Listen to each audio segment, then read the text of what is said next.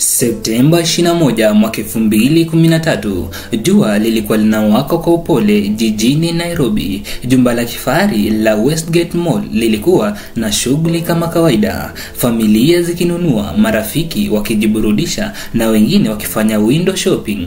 Hakuna aliyejua kuwa siku hii ingetawaliwa na damu, vilio na risasi zisizo na huruma. Ilipofika saa 12:30 jioni, gari moja aina ya Mitsubishi Pajero lilisimama mbele lango kuu la Westgate. Ndani ya gari hilo walikuwa wanaume 4 waliovaa mavazi meusi na wenye silaha nzito. Walikuwa wanamgambo wa kundi la Al-Shabaab, kundi la kigaidi ambalo lilikuwa tishio la usalama katika ukanda wa Afrika Mashariki. Ghafla milio ya risasi ikasikika ikikatiza hewa. Kulitokea mshangao mkubwa. Watu waliokuwa karibu na lango kuu walianza kukimbia kwa hofu, wengine wakipiga mayowe na wengine wakidondoka chini huku wakiwa wamepigwa risasi. Wavamizi waliingia ndani ya jumba hilo wakitumia nguvu, huku wakiwapiga risasi yoyote aliyekuja mbele yao. Ndani ya maduka watu walijificha chini ya meza, wengine wakajifungia katika vyoo au store. Kulitokea mtafaruku mkubwa sana, familia zikitengana, watoto wakapoteana na wazazi wao, na sauti zao za vilio zikaanza kutawala hewani. Mwanamgambo mmoja alielekea sehemu ya juu ya nyumba, ambapo alisimama juu ya meza na kupaza sauti huku akisema, na nukuu, "Hatutaki Waislamu, kama wewe ni Muislamu utoke sasa hivi." Watu wachache waliojaribu kujibu walichunguzwa kwa kuulizwa maswali ya dini. Wale ambao hawakuweza kujibu kwa usahihi walipigwa risasi bila huruma. Habari za shambulio hilo zilienea kwa kasi. Ndani ya nusu saa maafisa wa polisi wa kawaida walikuwa wamewasili. Walishindwa kupenya ndani kwa sababu washambuliaji walikuwa na silaha nzito na walijua ramani ya jumba hilo vizuri. Baada ya saa moja, vikosi maalum vya GSU na Reke Squad walifika mahali hapo. Walijipanga nje ya jumba wakiwa wamevalia mavazi ya kivita na bunduki za kisasa. Muda huo kamera za vyombo vya habari vilianza kurusha matangazo ya moja kwa moja, na macho ya Kenya wote yalielekezwa katika jumba hilo la Westgate. Ndani ya jumba baadhi ya watu walikuwa bado wamejificha, wengine walikuwa wamejeruhiwa vibaya wakivuja damu bila msaada. Vikundi vya watu wachache waliokuwa na ujasiri waliwasaidia wenzao kuingia ndani ya maduka na kufunga milango kwa ndani. Baadhi ya raia jasiri wakiwemo maafisa wa usalama waliokuwa likizo walijitolea kuingia na kuokoa watu. Hii iliwapa matumaini waliokuwa ndani. Shambulio hilo walikuisha kwa haraka, lilidumu kwa siku 4. Kila siku milio ya risasi na milipuko ilisikika kutoka ndani ya jumba. Kila mara kulikuwa na taarifa zinazokinzana. Washambuliaji wamekamatwa, washambuliaji wameteketezwa, wengine wakisema bado wako hai. Jengo lilianza kuchomeka katika sehemu mbalimbali na kukawa na taharuki juu ya idadi kamili ya washambuliaji humo ndani. Serikali ilitangaza kuwa walikuwa 4 hadi 6, lakini picha za CCTV zilionyesha wengine zaidi. Mwishowe vikosi vya usalama waliweza kuingia ndani na kuchukua udhibiti wa jumba lote. Lakini hii ni baada ya maisha ya watu wasiopungua 67 kupotea na wengine zaidi ya 200 kujeruhiwa.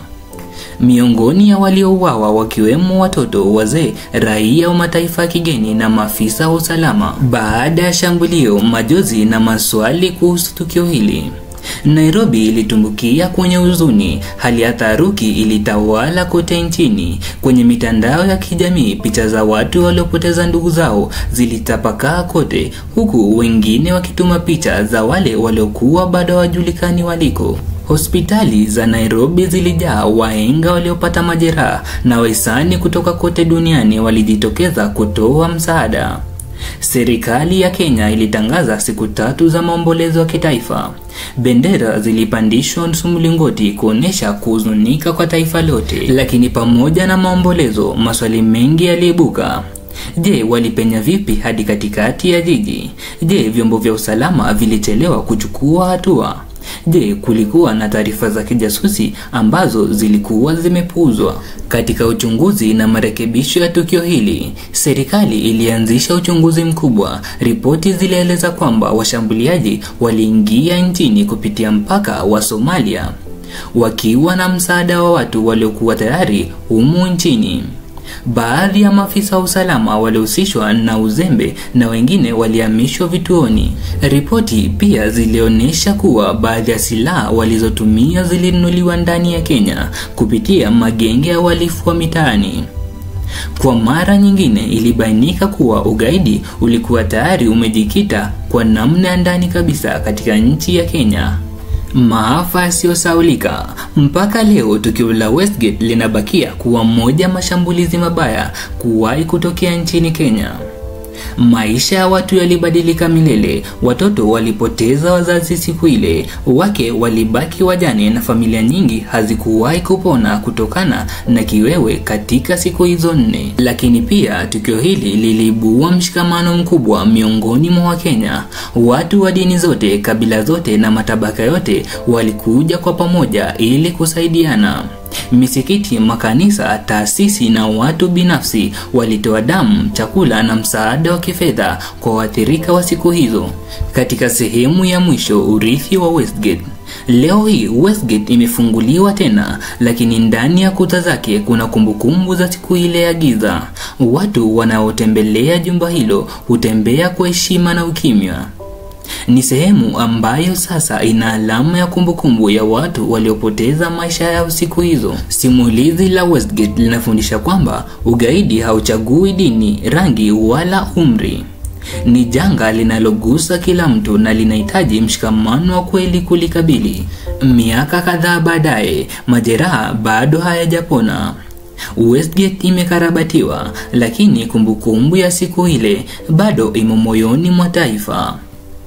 Shambulio la Westgate ni somo kali kuhusu umuhimu wa usalama wa ndani, mshikamano wa taifa na kumbukumbu ya wale waliopoteza maisha yao bila hatia.